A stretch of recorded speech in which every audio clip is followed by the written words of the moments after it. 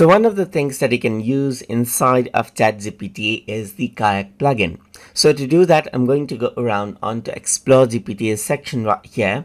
And once I do that, I'm going to go around and type in Kayak right here, just like this. So if I were to go around and do that, then you can see that you got Kayak, flight, hotels, and cars right here, just like this. And I'm going to go around and click on Start. So now what you can do is you can search for different let's say flights and hotels right here. Let's say, for example, which is the latest flight from Bangkok to Yangon right here, and list the hotels in Yangon as well, just like this. So if I were to go around and do that right here, it starts the action, and you need to allow in order for Kayak to actually access its database right here.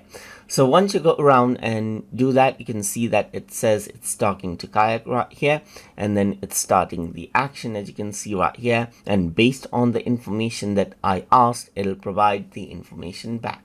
So you can see that it is talking to Kayak, and this is what you have.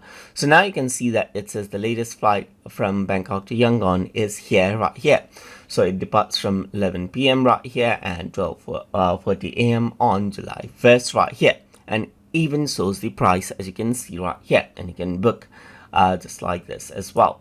So apart from that, you can see that there are different hotels in Yangon, as you can see right here, just like this, and then it simply shows out the hotels and their pictures and information as well. So that is how you can go around and utilize the Kayak plugin inside of ChatGPT. So hope you guys learned something as always, and as always, please like, comment, share, and subscribe.